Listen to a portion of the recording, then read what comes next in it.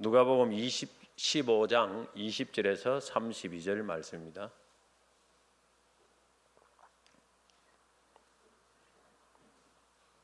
한 절씩 교독하겠습니다. 이에 일어나서 아버지께로 돌아가니라. 아직도 거리가 먼데 아버지가 그를 보고 측은히 여겨 달려가 목을 안고 입을 맞추니 아들이 내가 하늘과 아버지께 죄를 지었사오니 지금부터는 아버지의 아들이라 일컬음을 감당하지 못하겠나이다 하나 아버지는 종들에게 이르되 제일 좋은 옷을 내어다가 입히고 손에 가락지를 끼우고 발에 신을 신기라. 그리고 살찐 송아지를 끌어 잡으라. 우리가 먹고 즐기자. 이 내 아들은 죽었다가 다시 살아났으면 내가 잃었다가 다시 얻었노라 하니 그들이 즐거워하더라. 맏아들은 밭에 있다가 돌아와 집에 가까이 왔을 때 풍악과 춤추는 소리를 한 종을 불러 이 무슨 일인가 물은데 대답하되 당신의 동생이 돌아왔으며 당신의 아버지가 건강한 그를 다시 맞이드리게 되므로 살찐 송아지를 잡았나이다 하니 그가 노하여 들어가고자 하지 아니하거늘 아버지가 나와서 건한데 아버지께 대답하여 내가 내 아버지의 성명을 어김이었거늘 내게는 염소 새끼라도 주어 나와 내 벗으로 즐겁게 즐게 하신 일이 없더니 아버지의 살림을 창녀들과 함께 삼켜버린 이 아들이 돌아오매 이를 위하여 살찐 송아지를 잡으셨나이다. 아버지가 항상 나와 함께 있으니 내 것이 다 내 것이로되 다 같이 읽겠습니다. 이 내 동생은 죽었다가 살아났으며 내가 잃었다가 얻었기로 우리가 즐거워하고 기뻐하는 것이 마땅하다 하니라. 아멘. 오늘 읽은 본문을 중심으로 숨겨진 탕자라는 제목으로 말씀 전하겠습니다. 외국의 어느 교회의 이야기입니다. 그 교회는 교인이 4사람밖에 안 되었는데 이상하게 새신자만 오면 은근히 상처를 주어 쫓아내곤 했습니다.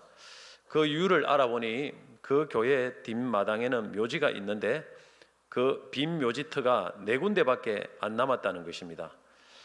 자신들의 묘자리를 새신자에게 빼앗길 것이 두려워서 기본 교인 4사람이 새신자를 배척했다는 것입니다.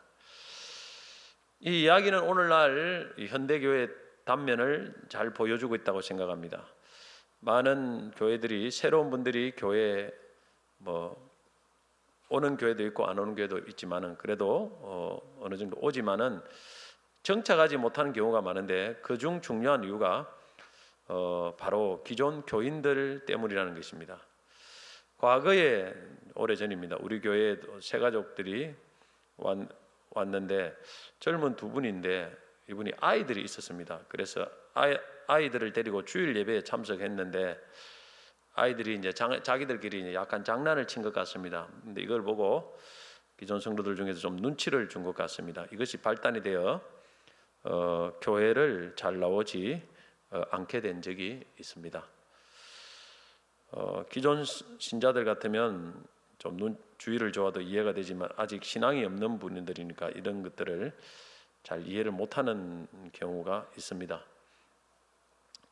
어찌 보면 이 새 가족은 깨어지기 쉬운 유리그릇 같기 때문에 참 조심조심 이렇게 우리가 대할 필요가 있습니다. 그렇지 않으면 금방 깨져버립니다. 전도를 해보면 과거 교회를 다니다가 지금 안 다니는 분들이 지금 한국 교회에 얼마나 많은지 모릅니다. 수두룩해요. 코로나로 인하여 훨씬 이런 사람들이 너무 많습니다. 이들 중 어떤 분들은 기존 교인들 때문에 상처를 받아 교회를 떠난 분들도 있습니다. 사실 이런 분들은 전도하기가 매우 어렵다는 것을 저는 이렇게 깨닫습니다.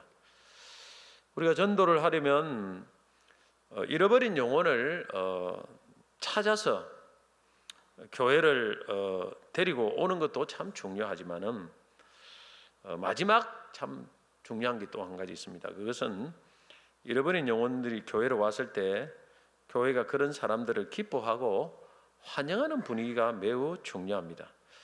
이것은 여러 성도들이 다 함께 해야 하는 것입니다. 누가복음 15장에 보면 이런 양의 비유에서도 이런 양을 찾아서 목자가 데리고 오는데 어떻게 데리고 옵니까? 이런 양을 찾아서 누가복음 15장 5절 보면 찾은적 즐거워 어깨에 메고, 이런 말이 있습니다. 찾은적 어깨에 메고. 사실 뭐 이런 양을 찾는 거죠. 찾는 것은 이제 뭐 전도해서 교회로 데리고 오는 거죠. 얼마나 힘듭니까? 이것저것 찾아야 되죠. 많이 찾아야 돼요. 그냥 한두 명 만나가 되는 게 아니고 많은 사람들을 만나야 됩니다. 또 양을 찾아가 골짜기로 막 온통 막 뭐 산으로 들로 이렇게 찾아가지고 겨우 찾았지 않습니까? 찾는데 수고가 얼마나 많습니까?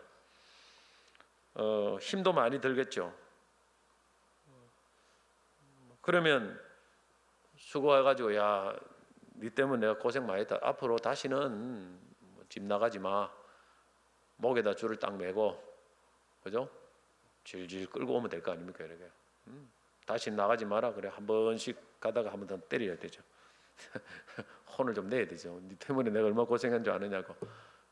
그렇게 질질 끌고 와야 되는데, 이 목자는 뭐라 하냐면 어깨에 매는 게 어깨에 매고, 어깨에 매고 즐거워서 어깨에 맸다 이렇게 했습니다. 즐거워서.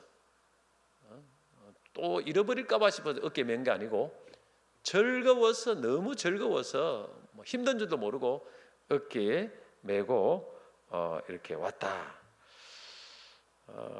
이렇게 말합니다. 그리고 6절에도 보면 집에 와서 그 벗과 이웃을 불러 모으고 말하되 나와 함께 즐기자. 나의 잃은 양을 찾았노라 하리라.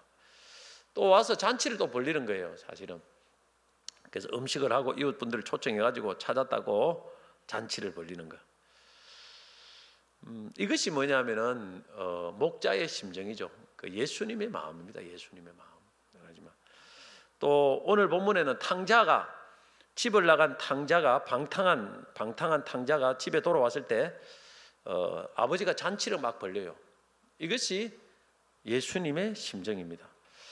교회로 오는 영혼들이, 그 영혼들이 뭐 세상 즐기다가 뭐 망해서 오는 사람도 많고 실컷 뭐 세상적으로 놀다가 그래가지고 교회로 올 거 아닙니까?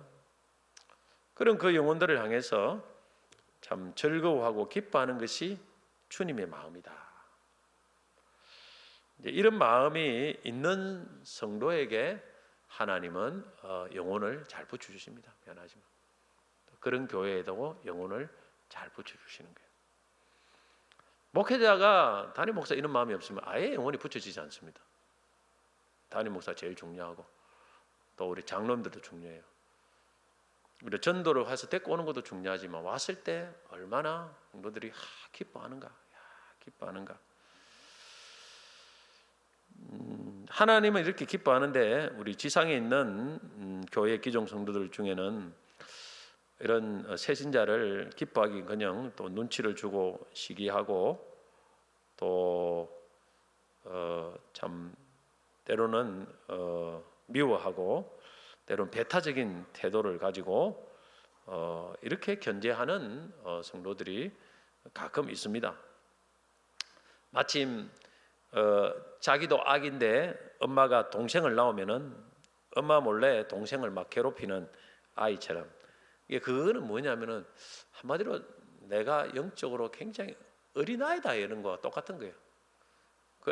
그 아이가 좀 성숙이 되면 그렇게 안 합니다. 애가 뭐 3살, 4살 이런 거 되면 동생을 시기를 하는데 애가 뭐 한 초등학교쯤 되면 동생을 안고 봐주죠. 귀여우니까. 이걸 동생이 귀여우면은 새로운 사람들이 귀여우면은 좀 약간 귀엽다는 말이 좀 징그럽지만은 그래도 이제 이해를 돕기 위해 귀여우면은 성숙된 거고 그것이 나와 라이벌이 된다 이 생각하면 아직도 내가 영적으로 아주 미숙하다, 어린아이와 같다. 이래 보면은 뭐 그리 큰 잘못된 것은 아니라고 생각합니다.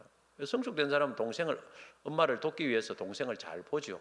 도와주고 같이 봐주고 엄마가 힘들까 싶어서 동생을 귀여워합니다.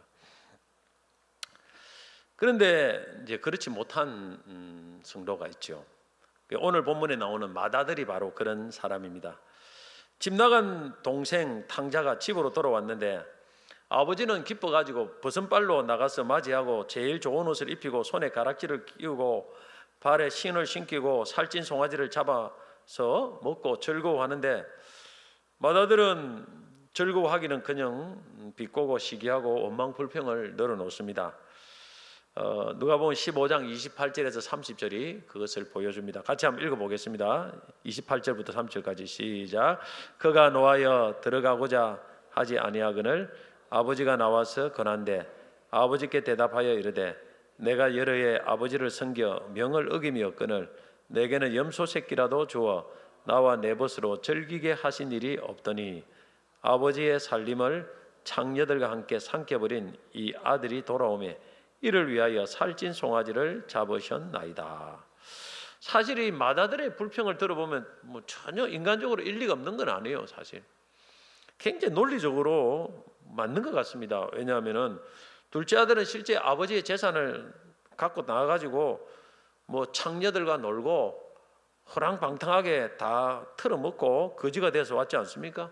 근데 자신은 아버지 집에 계속 있으면서 착실하게 아버지를 도와 열심히 일했는데 다 뜯어먹은 동생 탕자는 탕자를 위해서는 잔치 베풀고 열심히 일한 자신을 위해서는 아무것도 아버지가 안 주니까 사실 이 맏아들의 이 참 논리가 세상적으로는 딱 맞는 거예요. 틀린 말 하나도 없어요. 그런데 영적으로는 문제가 있다는 것입니다. 영적으로는 세상적으로 맞아요. 틀린 말이 없어요. 성경은 이 부분을 지적하고 싶어하는 겁니다. 그래서 이제 이 개척교회를 보면은 시작하는 멤버들이죠. 시작하는 멤버들이 딱 있다가 새로운 멤버들이 딱 오면 시작하는 멤버들이 싹 나가버린답니다. 다 그런 건 아니고 그런 경우가 굉장히 많다고 합니다. 처음에 시작하면 싹 나가버려요. 왜냐하면은 예를 들어 참 20명을 시작했는데 새로운 사람들이 10명씩 들어오잖아. 그러면 이제 목사님이 그 새로운 사람들에게 주의를 딱 기울이면 기존에 있는 10명, 20명 개척 멤버들이 우리는 뭐지? 자기에게 관심을 가져주다가 이제 새로운 사람에 관심을 주는 거예요. 그래가 쏙 나가버리는 거예요. 목사님에게 굉장히 불만을 품고 나가버리는 그런 경우가 상당히 많다고 합니다. 들어보면 이게 이제 사실 이 논리가 어찌 보면 이 맏아들의 논리예요. 맏아들의 논리. 세상적으로 보면 전혀 틀린 말은 아닌 것 같은데 그런데 여기에 함정이 있다는 것을 아셔야 됩니다. 그런 교회는 부흥은 안 해요. 절대. 그래가지고 계속 이게 뭐 문제가 터진다는 거예요. 사실은 굉장히. 성경은 이 부분을 지적하고 싶어합니다. 이 맏아들의 이 논리를 성경 예수님은 지적하고 싶어하는 거예요. 사실 오늘 본문에 누가복음 15장은 오늘 본문의 말씀 우리가 잘 아는 탕자의 비유인데 집을 나간 탕자 둘째 아들이 다시 하나님 아버지 집으로 돌아오는 감동적인 드라마를 보여주는데 이 비유의 핵심이 뭡니까? 어디에 있습니까? 탕자가 돌아온다는 데 핵심이 있습니까? 근데 성경을 자세히 읽어보면 집을 나간 탕자가 돌아오는 데 핵심이 있는 것이 아니고 맏아들의 초점을 맞추고 있다는 것을 우리가 알아야 됩니다. 맏아들의. 자, 누가복음 15장 1절 2절 보면 이 비유가 누가복음 15장의 비유가 시작되기 전에 이런 말씀을 합니다.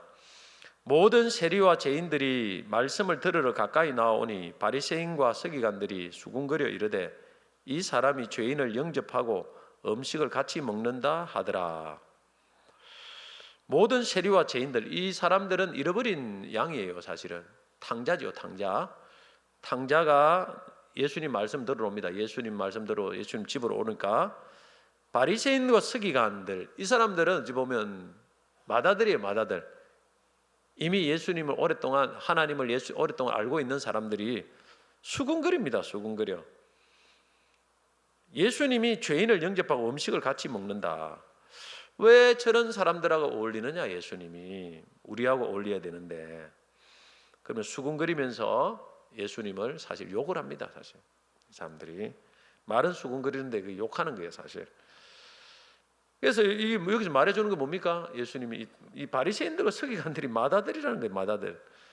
교회에 오래 있었던 기신자들이다 이 말이죠. 뭐 약간 틀리겠지만은 그런 개념하고는 어쨌든 이 오랫동안 하나님을 소위 믿는다고 말하는 바리새인과 서기관들이 맏아들이라는 거예요. 이들은 예수님께 세리들과 죄인들이 막 나오는 걸 불만이 가득합니다. 불만이 가득해요. 왜 그 예수님이 그런 사람들을 신경을 쓰느냐는 것이죠. 이 마다들이 그렇습니다. 밭에 나와 집에 와보니까 풍악과 춤추는 소리가 납니다. 왜 종들에게 물어보니까 집 나간 동생이 돌아와서 아버지가 잔치를 벌렸다고 하니까 이 마다들의 반응이 어떻습니까? 28절에 보니까 그가 노하여 들어가고자 하지 아니하거늘 아버지가 나와서 그런데 아주 기분이 나빠가지고 아예 막 교회도 들어가기 싫은 거예요. 아유 막 기분 나쁘다. 왜냐하면 아버지가 잃어버린 동생에게만 신경을 쓴다고 불만이 가득한 겁니다. 이런 마다들 같은 성도들을 향해서 오늘 15장 비유를 통해서 예수님은 권면을 하고 있다는 거예요. 이 포커스가 마다들입니다. 사실 둘째 집 나간 동생보다는 마다들의 포커스를 많이 맞추고 있습니다. 누가복음 15장에 오늘 본문에는 두 명의 탕자가 등장하고 있습니다. 첫째는 드러난 탕자예요. 드러난 탕자. 이 드러난 탕자는 둘째 아들입니다. 누구나 알 수 있는 죄를 지은 사람입니다. 하나님을 떠났고 교회를 떠났고 세상에서 죄를 많이 지었어요. 이게 드러난 탕자예요. 누구나 알 수 있는 탕자. 근데 또 다른 탕자가 있는데 그것은 숨겨진 탕자예요. 숨겨진 탕자는 뭐냐? 바로 마다들이에요. 마다들. 기존 신자를 말합니다. 이들은 교회를 떠나지 않고 예배에 충실했고 봉사도 열심히 했어요. 그런데 이들이 탕자라는 것입니다. 일종의 우리 병도 드러난 병이 있고 숨겨진 병이 있습니다. 드러난 병은 금방 발견된 게 치료하기 쉽지만은 숨겨진 병은 자각 증세가 없어요. 이게 진짜 무서운 거는 숨겨진 병입니다. 드러나지 않는 거. 신앙생활도 드러나는 문제가 있습니까? 술 먹고 주일 성수도 안 하고 이런 거 드러난 거 있지 않습니까? 이런 사람들은 내가 잘못하고 있다고 생각하고 죄책감을 갖고 있어요. 이것이 문제가 아닌 건 아니에요. 이거 드러난 문제도 문제입니다. 드러난 문제가 문제예요. 그 문제도 죄지요. 드러난 죄도 죄지요. 그런데 그 사람들 잘못했다는 생각을 갖고 있어요. 그런데 더 큰 문제는 우리 신앙생활에 드러나지 않고 내가 인식하지 못하지만은 내 안에 여전히 존재하는 숨겨진 신앙생활에 문제가 있습니다. 이게 문제예요. 왜냐하면 이 바리새인들이 이게 문제거든요. 이분들은 자기가 뭐가 잘못된지를 몰라요. 고칠 수가 없어요. 잘하고 있다고 생각하니까. 왜? 드러나지 않은 거니까. 드러난 탕자 둘째 아들은 사실 자기의 죄를 알고 겸손했지 않습니까? 그래서 나를 품꾼의 하나로 보십시오 하면서 자기 죄를 다 알고 있어요. 나중에 돌아왔지 않습니까? 제 마음이 가난해져 가지고. 그래서 누가복음 15장 18절 19절 보면 내가 일어나 아버지께로 가서 이르기를 아버지 내가 하늘과 아버지께 죄를 지어사오니 지금부터는 아버지의 아들의 일컬음을 감당하지 못했나이다. 나를 품꾼의 하나로 보소서 하리라. 이 드러난 탕자는 자기 죄를 명백하게 알기 때문에 자기 죄를 자백하고 상한 마음으로 아버지께로 돌아왔습니다. 자기 죄를 돌이킬 수 있다. 그런데 숨겨진 탕자는 전혀 자기를 죄를 알지를 못해요. 잘한다고 생각해요. 자기가 의인이라고 생각해요. 그래서 드러난 탕자를 정죄하고 그 탕자를 받아준 아버지를 원망하고 불평합니다. 그러니까 내 죄를 숨겨진 죄를 모르기 때문에 고칠 수가 없어요. 그 사람은. 어떻게 더 문제겠습니까? 둘째가 더 문제라는 거예요. 사실 숨겨진 이 탕자가 더 문제라는 거예요. 드러난 사람은 내가 항상 죄인이라고 생각해요. 항상 부족하다고 생각하는데 드러나지 않는 이 둘째 마다들 같은 분들은 항상 자신이 죄인이라고 생각 안 합니다. 잘하고 있다고 생각해요. 그런데 예수님이 볼 때는 네가 문제라는 거예요. 네가 더 문제다. 이것이 이제 사실 예수님의 그 논리입니다. 논리. 사람이 자신의 잘못을 알면은 고칠 가능성은 있지만은 물론 안다고 다 고치는 건 아니에요. 그러나 모르면 절대 못 고칩니다. 모르는 사람은 절대 고칠 수가 없어요. 그래 이게 더 문제인 거예요, 사실은. 알면은 우리가 계속 기도하고 내 이런 문제 하나님 나를 도와주세요 이렇게 그래도 조금 고칠 수는 있지만 모르면 아예 고칠 수가 없어요. 죽을 때까지. 예수님 앞에 딱 가면은 그때 딱 하면은 그때 아유 아차 몰랐습니다. 주님 내가 참 주님이 나를 그렇게 생각하는 줄은 나는 전혀 몰랐습니다. 그때 후회해도 늦은 거예요 사실은. 자, 그러면 이 숨겨진 탕자인 맏아들의 문제가 무엇입니까? 이걸 우리가 생각해 봐야 돼요. 이게 숨겨진 문제예요. 숨겨진 문제. 우리 안에 잘 못 보는 문제입니다. 예? 이 드러난 게 뭐 거짓말하고 욕하고 뭐 사기치고 뭐 주일 성수 안 하고 뭐 헌금 떼먹고 이런 문제가 아니에요. 전혀 그런 문제가 아닙니다. 그러니까 숨겨진 탕자라는 게 숨겨진 탕자. 이걸 잘 잡아내야 이걸 잘 하나님 앞에 해결해야 진짜 하나님이 기뻐 쓰시는 그런 삶으로 나아갈 수 있습니다. 첫째는 숨겨진 탕자의 첫째 문제는 뭐냐? 상대적인 의로 가득 차 있어요. 상대적인 의. 자, 29절 보면 아버지께 대답하여 이르되 이 맏아들이 대답합니다. 내가 여러의 아버지를 섬겨 명을 어김이 없거늘 내게는 염소 새끼라도 주어 나와 내 벗으로 즐기게 하신 일이 없더니 했습니다. 나는 여러의 아버지의 명을 어김이 없거늘 했습니다. 30절에 보면 아버지의 살림을 창녀들과 함께 삼켜버린 이 아들이 돌아오매 이를 위하여 살찐 송아지를 잡으셨나이다. 첫째 아들이 나는 그 동생에 비해서 아버지의 명을 어김이 없거늘 나한테는 아무것도 안 주고 아버지의 살림 어찌 보면 교회를 위해서 아무것도 봉사도 하지 않고 헌신도 하지 않는 그 둘째 아들을 위해서는 그렇게 잘해주는 게 이게 불공평한 처사라는 거예요. 지금 이 첫째 아들이 어떻게 하고 있습니까? 맏아들은 자신과 둘째 아들을 비교합니다. 비교해요. 상대 평가를 하는 거예요. 비교를 해가지고 자신이 훨씬 우월하다는 거예요. 우월하죠. 이게 뭐냐면은 상대적인 의죠. 자기의. 이런 것들이 우리가 어찌 보면은 참 탕자가 되는 지름길이에요, 사실. 이게 이제 사실 우리 마음속에 스물스물 올라올 때가 있어요, 사실. 저도 스물스물 비교를 딱 해보거든요. 비교를 해보면 저 사람보다 내가 낫다. 저 사람 맨날 뭐 아무것도 주를 위해서 한 것도 없는데. 근데 이런 것들이 스물스물 올라온단 말이에요. 그래 올라오게 되면은 거기서 자꾸 정죄를 하게 되고 또 저 사람을 누군가 잘해주면은 화가 나는 거예요. 화가 나는 거예요. 안 그러겠습니까? 사람인데. 우리 자식들도 보면 두 사람이 있는데 부모 순종 잘하고 설거지하면 설거지 잘하고 나는 잘하는데 저 형제는 잘 못해요. 그런데 생일 선물을 주는데 잘하는 나는 10,000원짜리 선물 주고 못하는 내 동생은 100,000원짜리 선물 줘. 열 받겠습니까? 안 받겠습니까? 여러분 안 받습니까? 당연히 받죠. 잘하는 내를 갖다가 선물을 더 좋은 걸 줘야 되는데 너는 조그만 원 주고 못하는 설거지도 안 하고 맨날 엄마 말도 안 듣고 하는 더 선물 좋은 걸 주면 어느 누가 열 안 받겠습니까? 이게 뭐냐면은 상대적인 의라는 거예요. 의라는 거예요. 사실 이런 부분이 굉장히 많습니다. 사실 우리 안에 숨겨진 의가 있어요. 이걸 이제 깨트려야 되는 거예요. 이제 우리가 알아야 될 것은 하나님은 물론 열심히 하는 맏아들 같은 사람도 열심히 사랑해요. 좋아합니다. 그런데 하나님은 그런 사람만 사랑하는 게 아니고 세상에서 방탕하게 지내다가 막 이제 예를 들어 죽을 때 다 돼가지고 교회 온다든지 그죠? 뒤를 가리늦게 오는 그 사람도 여전히 하나님은 사랑한다는 사실이에요.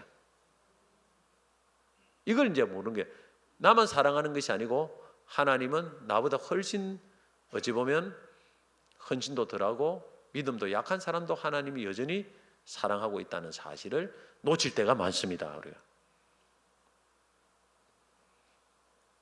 부모님이 그래요. 부모님이 보면 잘하는 자식도 좋아하지만은 부모님의 마음이 그래요. 잘하는 자식도 참 좋아합니다. 부모님 좋아하는데 못 살고 말 안 듣고 농땡이 치는 그런 자식도 마음에 딱 두고 있어요. 진짜입니다. 부모의 마음은 그래요. 그래가지고 잘 사는 자식이 돈 주면 그거 모아놨다가 못 사는 자식에게 싹 줘버리는 거예요. 못 사는 자식에게 싹 줘버립니다. 그러면 이제 내가 뭐 안 줘야 되겠다. 엄마 주면 열심히 뭐 맛있는 거 해드리라고 했는데 그걸 안 하고 딴 데 또 줘버리니까 그게 부모의 마음인데 부모와 자식의 마음이 이렇게 다릅니다. 우리 인간의 부모와 자식의 마음도 이렇게 다른데 하나님의 마음과 우리의 마음이 얼마나 다르겠습니까? 안 그렇습니까? 그래서 그런 걸 알아도 여러분 그냥 그걸 그렇게 하면 안 돼요. 우리 생각하고 부모의 마음이다.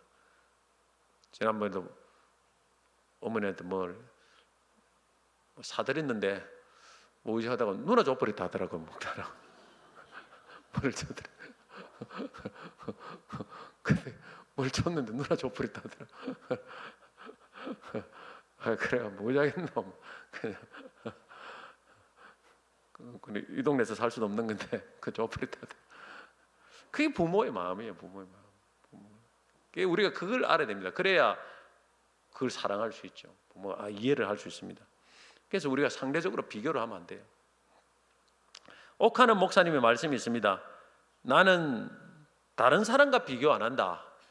나는 오직 성경의 인물들과 비교한다. 내가 다른 사람과 비교하면 자랑할 것이 있을지 모르지만 성경의 인물들과 비교하면 아무것도 자랑할 것이 없다. 나는 너무너무 부족하다. 이렇게 사모님이 말했다고 합니다. 근데 저는 이제 사실 성경의 인물들과 비교할 것도 없어요. 사실 예수님과 비교해야 돼요. 예수님과. 우리는 뭐 비교를 하려면 사도들과 정도 비교를 하듯 이렇게 해야 되죠. 그러면 사실 우리는 상대적인 아무 의가 없어집니다. 예수의 절대적인 의, 예수의 의로만 살아야 탕자가 안 됩니다. 오늘 우리 안에 숨겨진 탕자가 안 됩니다. 오직 우리는 예수의만 여러분 자랑하고 예수의로만 살아가시기를 축복합니다. 그래야 사람들을 사랑할 수가 있습니다. 비교하고 뭔가를 그렇게 하지 않을 수 있어요. 물론 막 참 열심히 하는 사람은 열심히 안 하는 사람은 속이 타는 데가 많아요. 솔직하게 많지만은 그래도 열심히 하자 이 권면을 해야 돼요. 그러나 그걸 가지고 정죄를 하거나 둘째 아들처럼 자신을 이렇게 높이고 불평하는 것은 안 된다는 거예요. 그리고 같이 하자, 권면하자. 이거는 맞아요. 그거는 잘못된 게 아니에요. 그거는 바른 것입니다. 둘째, 이 숨겨진 탕자의 두 번째 문제는 뭐냐면은 자기의 행위에 대한 보상을 너무 사모한다는 거예요. 나는 이렇게 열심히 충성했는데 왜 나에게 아무것도 안 주느냐는 거예요. 그래서 이 땅의 보상, 복에 너무 사모합니다. 이런 것이 우리를 타락시키는 거예요, 결국. 근데 그냥 안 줄 때는 괜찮아요.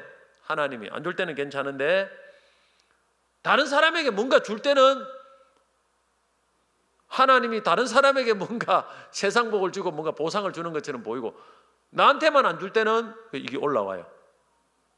나는 뭐지? 더 열심히 했는데.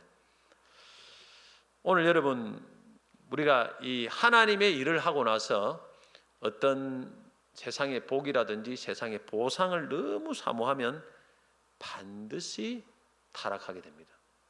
그 점을 꼭 기억해야 돼요. 그리고 사람에게 보이려고 자꾸 뭔가를 하게 됩니다. 그리고 사람이 칭찬해주고 인정해주지 않으면, 그리고 교회가 어떤 보상을 안 해주면 불평해요. 그리고 힘을 잃어버립니다. 헌신하지 않으려고 합니다. 이것이 우리 안에 숨겨진 탕자의 모습입니다. 신앙생활은 하나님을 늘 바라보고 또 하나님이 천국 갔을 때 하나님께서 우리에게 주실 그 상을 바라보면서 우리가 해나가는 것이 신앙생활입니다.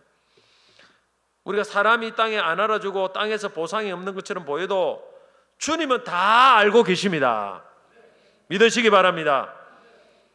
그리고 이 땅에 보상이 다 없으면 천국에는 반드시 보상이 있습니다. 그리고 내 대에 보상이 없으면 하나님이 때로는 다음 때로 내려가더라고요. 제가 이런 많이 보니까 다음 때로 내려가요. 그래서 자기가 자기 때에 많은 어려움이 있으면 하나님께서 그 자녀들을 축복해 주는 경향이 제가 여러 분을 보니까 보이더라고요. 가난한 목회자들도 보니까 하나님이 자녀들을 통해서 위로를 해주는 게 많아요. 이게 하나님이 다 보고 계십니다. 할렐루야. 다 보고 계세요. 그런데 중요한 거는 그 보상을 너무 다른 사람과 비교하거나 그걸 너무 거기에 목매달면 안 돼요. 그러면 그것이 우리의 순수성을 잃어버리게 만듭니다. 우리의 신앙의 순수성을 잃어버리고 봉사의 순수성을 잃어버리고 결국 그것이 우리를 탕자로 만들고 불평불만을 쏟아내게 만드는 거예요. 그래서 이 마다들 같은 숨겨진 탕자가 되는 것입니다. 땅의 보상을 바라보기 시작하고 누군가의 칭찬을 사람의 인정을 받고 싶어하면 그때부터 우리는 서서히 타락의 길로 접어든다는 것을 아셔야 됩니다. 그렇게 되지 누가 그렇게 해주지 않으면 푹 올라와요. 이렇게. 막 불평이 올라가고 막 불만이 올라오고 이래 됩니다. 이게 바로 우리 안에 지금 내 속에서 탕자가 탕자로 변화되고 있다는 증거입니다. 증거예요. 저는 하나님이 교회를 여러 교회를 해봤는데 참 하나님이 참 제가 여러 번 말씀드렸지만 하나님이 참 놀라워요. 심는 교회가 있고 거두는 교회가 있습니다. 이 교회 심어도 아무도 몰라줘요. 보상이 거의 없어요. 근데 하나님은 심은 데서 보상이 있는 게 아니고 심는 교회 따로 있고 거두는 교회 따로 있습니다. 하나님이 다 알고 계셔요. 그래서 심고 나서 좀 기다려야 돼요. 너무 급하면 안 돼요. 사람이 조급하고 불평하면 안 됩니다. 쭉 좀 한참 기다려 보면 하나님이 틀림없습니다. 우리 하나님은 살아계시더라고요. 할렐루야. 이런 찬양이 있죠. 당신의 그 섬김이 천국에서 해같이 빛나리. 당신의 그 겸손이 천국에서 해같이 빛나리. 당신의 그 믿음이 천국에서 해같이 빛나리. 진짜 중요한 것은 천국에서 해같이 빛나야 됩니다. 이 땅에 해같이 빛나도 천국에서는 일식이 와버리면 안 돼요. 이 땅에 비가 비는데 천국에서 맨날 뭐 캄캄하고 먹구름이 껴버리면 안 됩니다. 진짜 중요한 건 천국에서 빛나는 할렐루야. 그걸 바라볼 때 우리는 절대 탕자가 안 됩니다. 천국을 소망을 바라볼 때 탕자가 안 된다는 거예요. 세 번째 숨겨진 탕자의 잘못은 뭐냐면 자기가 가진 하나님의 은혜와 특권을 알지 못한 것입니다. 누가복음 15장 31절 말씀 같이 한번 읽어보겠습니다. 아버지가 이르되 예 너는 항상 나와 함께 있으니 내 것이 다 내 것이로되. 자, 내가 너와 함께 있지 않느냐? 자 보세요. 여러분 이 세상에서 가장 큰 축복은 하나님이 나와 함께 하는 겁니다. 임마누엘 축복인 줄 믿으시기 바랍니다. 하나님이 우리와 함께하면 하나님 것이 다 내 것입니다. 이걸 아셔야 돼요. 그래서 예수님이 최고의 축복 중에 하나가 뭐냐면 내가 너와 함께하리라. 여호수아에도 내가 너와 함께하리라. 예수님이 마지막 마태복음 28장에도 성천하시면서 복음 전한 자에게 세상 끝날까지 내가 항상 너와 함께 하리라. 돈을 부러워하지 말고 하나님이 나와 함께하는 것을 부러워하시기 바랍니다. 이것이 최고의 복인 줄 믿으시기 바랍니다. 하나님이 함께하면 다 하나님 것이 내 것입니다.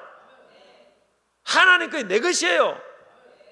하나님이 부자면 내가 부자고, 하나님이 능력이면 내 능력이, 하나님의 능력이 내 능력, 하나님의 지식이 내 지식, 하나님의 물질이 내 물질. 그게 하나님이 함께하는 자의 축복입니다. 내가 너와 함께 하지 않느냐? 그건 다 네 것 아니냐? 내 것, 네 것인데 왜 그걸 모르느냐는 거예요. 이 첫째 맏아들이 이걸 몰라가지고 타락하는 거예요. 이걸 몰라가지고 자기가 받은 하나님의 축복과 특권을 몰라는 거예요. 베드로전서 2장 9절 너희는 택하신 족속이요 왕같은 제사장들이요 거룩한 나라로 그의 소유된 백성이니. 우리는 그냥 제사장이고 왕같은 제사장입니다. 왕권이 우리에게 있습니다. 하나님께는 우리의 것입니다. 기도하면 응답받는 권세가 있습니다. 하나님의 자녀가 되는 권세가 있습니다. 시편 73편 28절 하나님께 가까이함이 내게 복이라. 이것만 깨달으면 탕자가 안 돼요. 여러분 돈이 없고 건강을 잃어도 하나님이 나와 함께하면 그게 복받은 사람입니다. 돈 많고 뭐 건강해도 맨날 근심하고 걱정하고 맨날 뭐 하나님과 함께하지 않고 마귀만 함께하면 그게 복받은 사람 아니에요. 하나님이 함께하는, 성령님이 함께하면 할렐루야. 내가 매일 기쁘게 순례의 길 행함은 주의 팔이 나를 안보함이요 내가 주의 큰 복을 받는 참된 비결은 주의 영이 함께함이라. 성령이 계시네 할렐루야 함께하시네. 좁은 길을 걸으며 밤낮 기뻐하는 것 주의 영이 함께함이라. 할렐루야. 뭐 어려운 게 많고 되는 건 하나도 없어도요, 저는 하나님이 함께하니까 얼마나 그때 기쁜지 몰라요. 하나님이 함께하는 말씀이 함께합니다. 성령이 함께합니다. 성령이 충만해 함께합니다. 그때는 찬양이 넘쳐요. 너무너무 은혜가 넘칩니다. 걱정이 없어요. 옆에 사람은 걱정, 나는 걱정 안 하는데 옆에 사람이 하도 걱정을 많이 해가지고 그게 문제지. 그게 복받은 사람이에요. 요셉도 하나님이 함께하니까 노예로 팔리고 감옥에 들어가도 끄떡없습니다. 할렐루야. 그를 이길 자 없어요. 뭐가 복인지를 알아야 됩니다. 뭐가 복인지. 복을, 최고의 복을 받고 있는데 자꾸 뭐 조금 뭐 없다고, 물질 좀 없다고, 뭐 없다고 뭐 짜증 필요 없어요. 찬양해요. 내가 매일 기쁨에 성령이 계시네. 박수를 좀 치서 내는 노래 부르면 아따 참 같이 이렇게 맞춰가지고 차야 하나님 기뻐하는 겁니까? 성령이 계시네 할렐루야 함께 하시네. 좁은 길을 걸으며 밤낮 기뻐하 주의 영이 함께 함이라. 할렐루야. 병든 사람이 이 찬양을 들려줘야 됩니다. 죽음 앞에도 이 찬양을 들려주면 죽음의 골짜기를 여러분 기쁨으로 넘어가더라고요. 할렐루야. 얼마나 기쁨으로 넘어가는지 몰라요. 이게 능력이 아니고 이게 최고의 축복이 아닙니까? 우리 속에 하나님 나라가 그대로 임하는 거예요. 아버지가 뭐 조금 물질 좀 잘해줘, 그거 뭐 그리 부러워할 게 뭐 있습니까? 내가 내게 최고의 복을 다 줬지 않느냐? 눈을 좀 열으라는 거예요. 눈을 좀 열어라. 최고의 축복을 줬지 않느냐? 하나님이 함께하는 복이 현세의 물질만 원합니까? 송아지만 원합니까? 가락지만 원합니까? 내가 너와 함께하고 내가 필요하면 내가 다 줄 것이 아니냐? 주님이 그렇게 말씀하는 거예요. 그래서 여러분 내게 주신 이 하나님의 최고의 축복을 늘 감사하고 찬양하시기를 축복합니다. 그러면 절대 탕자가 안 됩니다. 탕자가 안 돼요. 네 번째, 이 맏아들의 문제는, 숨겨진 탕자의 문제는 형제 사랑이 없는 것입니다. 30절에 보면 맏아들이 자기 동생을 보면서 뭐라고 합니까? 이 아들이 돌아오매, 이렇게 해서 이 아들이 돌아오매. 그리고 이것은 뭡니까? 당신의 아들이라는 게, 당신의 아들이 돌아오매. 자기하고는 마치 상관없이 말합니다. 동생이 돌아오매 이렇게 해야 되는데 마치 그 둘째는 자기하고 형제가 아닌 것처럼 여기고 그냥 당신의 아들이 아니냐는 게, 당신의 아들이 그렇게 표현합니다. 근데 아버지는 뭐라고 합니까? 32절에 아버지는 이 내 동생은 죽었다가 살아났으며, 아버지는 내 동생은 죽었다가 살아났으면 이렇게 표현합니다. 너 동생이라고 표현합니다. 이게 뭘 말합니까? 이 맏아들에게는 형제 사랑이 없었습니다. 이게 문제예요. 그 둘째에 대한 사랑이 없었다는 거예요. 이게 문제입니다. 그러니까 시기 질투하고 그리 되는 거예요. 형제 사랑은 우리 예수님께서 이 땅에 계실 때 가장 강조한 계명 중에 하나입니다. 요한복음 13장 34절에서 35절 새 계명을 너희에게 주노니 서로 사랑하라. 내가 너희를 사랑한 것 같이 너희도 서로 사랑하라. 너희가 서로 사랑하면 이로써 모든 사람이 내 제자인 줄 알리라. 신약 성경에서 가장 중요한 계명 중에 하나가 서로 사랑입니다. 이걸 새 계명이라고 했죠. 너희가 서로 사랑하면 모든 사람이 너희가 내 제자인 줄 알게 된다는 것입니다. 그래서 사랑하는 교회에 증거의 능력이 나타난다는 거예요. 세상 사람들이 너희가 내 제자인 줄 안다는 거예요. 그래서 어디 가면은 성도 욕하면 안 돼요. 특히 안 믿는 사람 앞에 그거는 지 얼굴에 침 받는 거예요. 가장 어리석은 그 전도문을 다 막는 거예요. 그런 사람들. 사랑하고 좋은 말을 하고 하나님 안 믿는 사람한테 늘 이렇게 자랑하고 이래야 되지. 우리 교회 누가 있는데 누가 어떻더라, 누가 안 좋더라. 이거는 그런 사람을 전도 될 리가 만무하면 절대 전도 안 됩니다. 그 사람 전도를 생각을 하면 안 돼요. 하나님 붙여주질 않아요. 그런 사람. 그걸 아셔야 됩니다. 여러분. 사랑이 없어. 그러니까 사랑이 없어서. 요한복음 17장 21절 보면 아버지께서 내 안에 내가 아버지 안에 있는 것 같이 그들도 다 하나가 되어 우리 안에 있게 하사 세상으로 아버지께서 나를 보내신 걸 믿게 하옵소서. 이게 하나가 되고 사랑하는 것은 전도의 문이 열리는 거예요. 사실은 증거의 능력이 있습니다. 그럼 왜 이 맏아들은 전도의 사명이 없었을까요?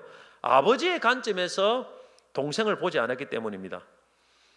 그 아버지의 마음으로 동생이 돌아오기를 기다리지 않은 거예요. 만약에 자기가 아버지의 마음으로 동생을 기다렸으면 기도하겠죠. 동생이 돌아오기를, 그죠? 그 동생을 찾을 거 아닙니까? 그죠? 자기가 동생이 돌아오기를 간절히 기도하고 동생을 찾았다면 그렇게 기도하고 찾은 동생이 돌아왔을 때 당연히 기뻐하겠죠. 당연히 기뻐하겠죠. 아버지처럼 기뻐했을 것입니다.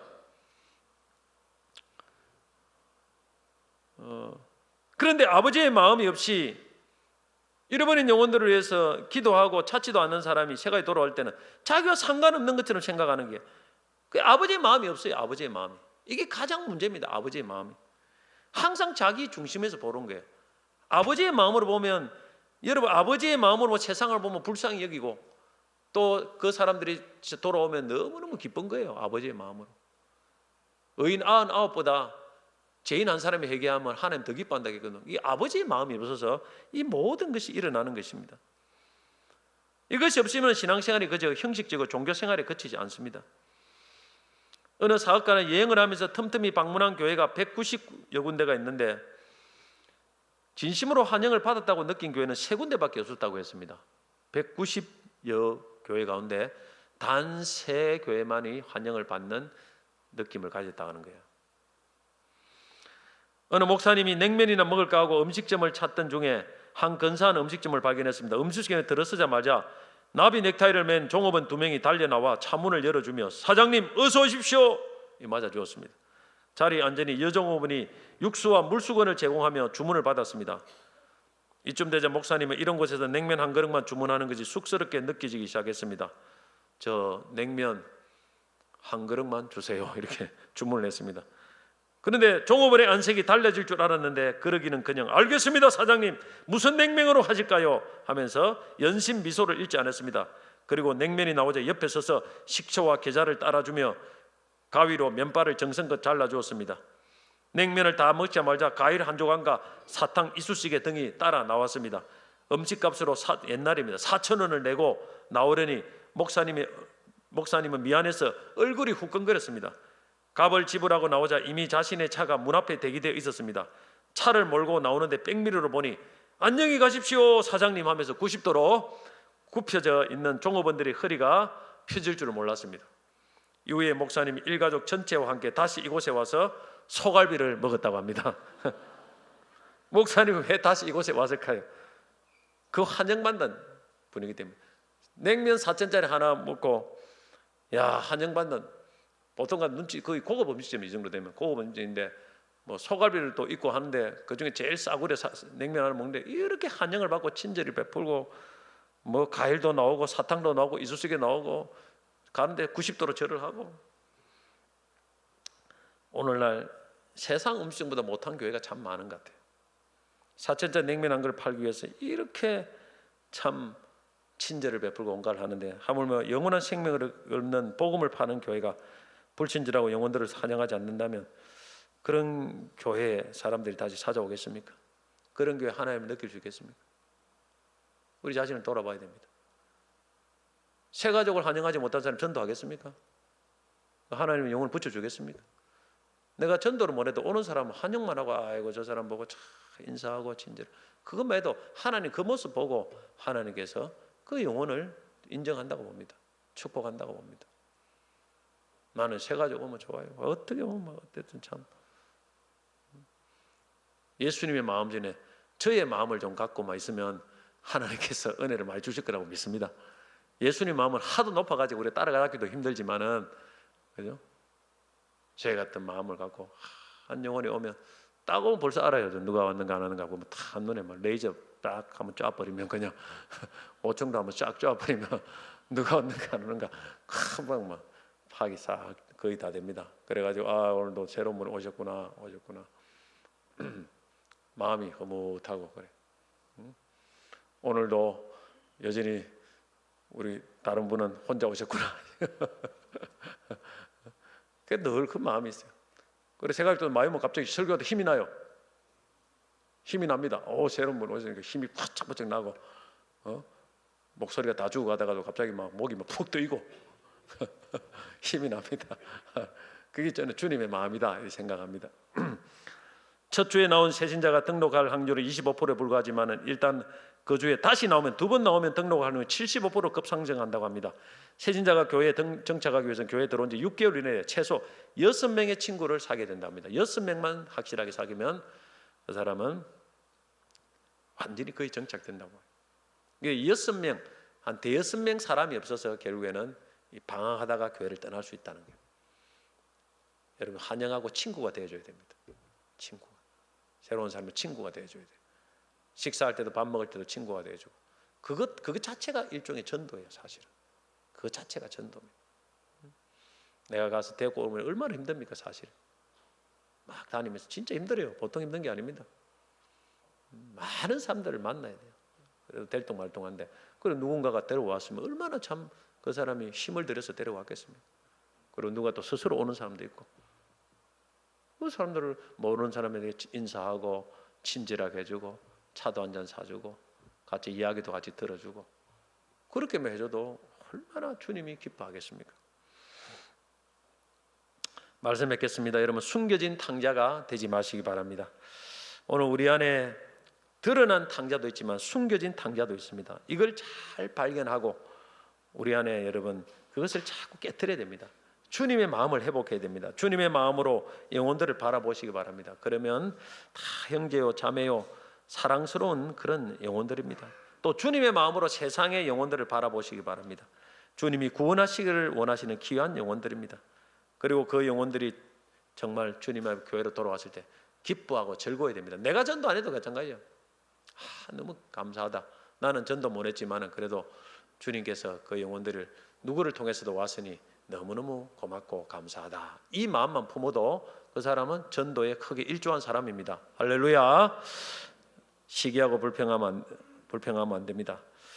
그리고 다른 사람과 비교해서 상대적인 의를 가지면 안 됩니다. 그러면 숨겨진 탕자가 되는 것입니다. 우리는 절대의 예수의 의로 항상 겸손하고 그렇게 자신을 낮춰야 됩니다.